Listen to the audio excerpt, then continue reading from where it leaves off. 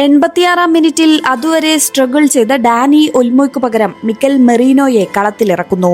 കൃത്യം 2 മിനിറ്റുകൾക്കകം വലകുലുക്കി മെറീനോ സ്പെയിനിനെ വിജയത്തിലേക്ക് നയിക്കുന്നു.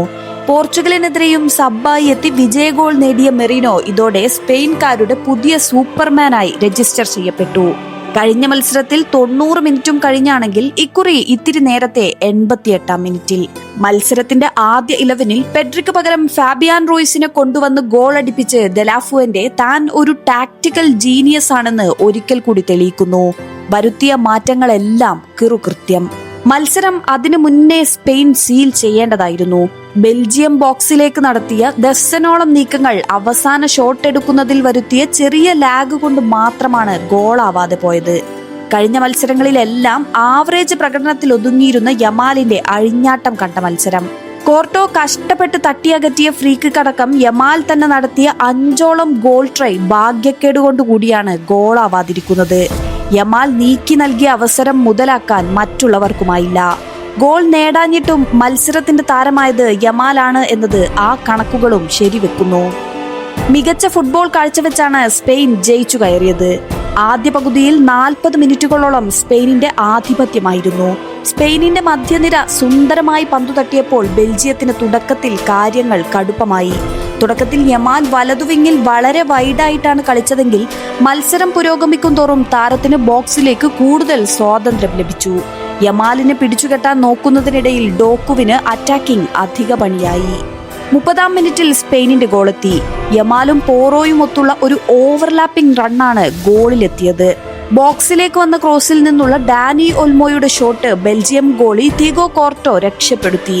എന്നാൽ റീബൗണ്ട് വന്ന പന്ത് ഫാബിയാൻ റൂയിസ് വലയിലെത്തിച്ചു. ഗോൾ നേടിയ ശേഷവും സ്പെയിൻ മികച്ച മുന്നേറ്റങ്ങളുമായി കളം നിറഞ്ഞു. എന്നാൽ 41-ാം മിനിറ്റിൽ ഷാർല ഡി കെറ്റലാറയിലൂടെ ബെൽജിയം തിരിച്ചടിച്ചു. ഒരു സെറ്റ് പീസിനൊടുവിലായിരുന്നു ഗോൾ. ട്രൊസാർഡും കെവിൻ ഡിബ്രോയിനും ചേർന്നുള്ള നീക്കം സ്പെയിൻ ഡിഫൻസിനെ ആശയക്കുഴപ്പത്തിലാക്കി. ഇതിലൂടെ തുറന്നുകിട്ടിയ അവസരത്തിൽ ഡിബ്രോയിൻ നൽകിയ പന്ത് തിമോത്തി കസ്റ്റ്യാന്യ ബോക്സിലേക്ക് ക്രോസ് ചെയ്തു. ബോക്സിലുണ്ടായിരുന്ന കെറ്റലാറെ മികച്ചൊരു ഹെഡറിലൂടെ പന്ത് വലയിലാക്കി. 649 മിനിറ്റുകൾക്ക് ശേഷം സ്പെയിൻ വഴങ്ങുന്ന ഗോളായിരുന്നു ഇത്. ഈ ലോകകപ്പിൽ സ്പാനിഷ് ടീം വഴങ്ങുന്ന ആദ്യ ഗോളും. പിന്നീട് പൂർണ്ണമായും സ്പെയിനിന്റെ ആക്രമണ നിരയും ബെൽജിയത്തിന്റെ പ്രതിരോധവും തമ്മിലുള്ള മത്സരമായിരുന്നു. നിരന്തരം സ്പാനിഷ് താരങ്ങൾ ബെൽജിയം ബോക്സിലേക്ക് എത്തി എങ്കിലും അതെല്ലാം ഫലപ്രദമായി പ്രതിരോധിക്കാൻ ബെൽജിയത്തിനായി. പിന്നാലെ നിക്കോ വില്യംസിനെയും കളത്തിലിറക്കി സ്പെയിൻ ആക്രമണം ശക്തമാക്കി.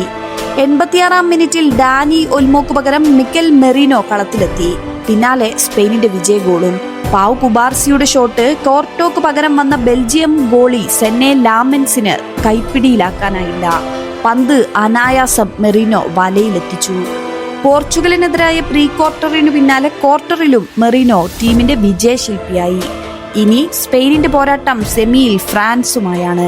2010-ന് ശേഷം സ്പെയിൻ ആദ്യമായി സെമിയിലെത്തുമ്പോൾ എതിരാളികൾ തുടർച്ചയായി 3 തവണയും സെമി കടന്ന ഫ്രഞ്ച് പടയാകുമ്പോൾ ആരാധകർക്ക് ലഭിക്കുക ഒരു 1.5 പോരാട്ടമായിരിക്കും.